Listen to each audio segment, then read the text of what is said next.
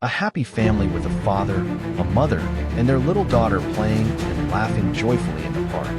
The mother unfortunately fell ill and passed away. At her funeral, the little girl stood beside her father with a sad face, surrounded by a gloomy gray atmosphere. 2 years later, the father married a stepmother and brought her home to introduce the little girl. The stepmother gave a fake smile, while the girl looked cautious and reserved.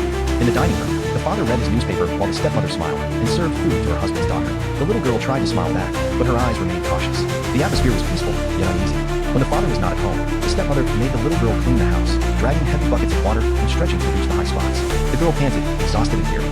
In the messy kitchen, the stepmother stood with her hands on her hips, her cold eyes and harsh voice forcing the little girl to wash a mountain of dirty dishes. The little girl trembled, her tiny hands submerged in soapy water, while the stepmother watched coldly, a cruel, twisted smile curling on her lips. The stepmother deliberately ruined the little girl's favorite stuffed bear. The girl was terrified, sad, and deeply hurt. In the dark night, the little girl held her torn doll tightly, tears streaming down her face, her eyes filled with sadness, grief, and silent anger. For many days, the stepmother forced the little girl to wash large tubs of clothes, watching with a cruel smile and speaking harshly, while the exhausted girl worked through her tears. In the evening, the stepmother set a lavish meal for herself and her father, while the little girl's share was only a few small pieces. She sat quietly, her eyes filled with both hunger and fear as she gazed at the dining table. One sunny morning, the stepmother took the little girl by the hand, speaking sweetly about a joyful seaside trip. As the ship's whistle blew, they stepped together onto the cruise boat. On the ship's deck, the stepmother invited the little girl to a quiet, secluded corner.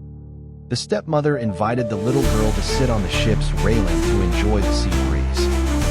When no one was watching, the stepmother glanced around, then suddenly pushed the little girl into the sea. She looked around to see if anyone had noticed her cruel deed, then quickly walked away.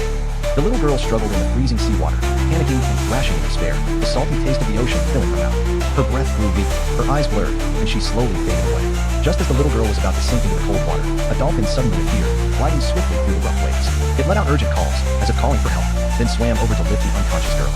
The dolphin lifted the girl above the water with its back and carried her toward the shore.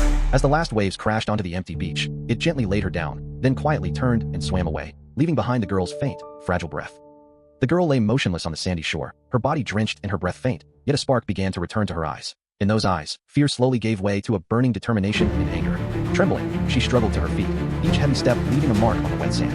Clenching her fists, she looked toward the distant city lights, determined to reach the police and report the terrible crime she had endured. The little girl arrived at the police station, her clothes still damp, her face weary but resolute, as she recounted what had happened. The police suddenly burst in. The stepmother froze in shock, yet tried to make excuses and hide her guilt, her face a mix of disbelief and overwhelming fear. The father had just come home from work, stunned and unable to believe what he was seeing. He held the little girl tightly in his arms, tears of remorse and overwhelming anger streaming down his face as he watched the police escort his stepwife away. The father and the little girl sat together in a warm atmosphere, their wounds slowly healing.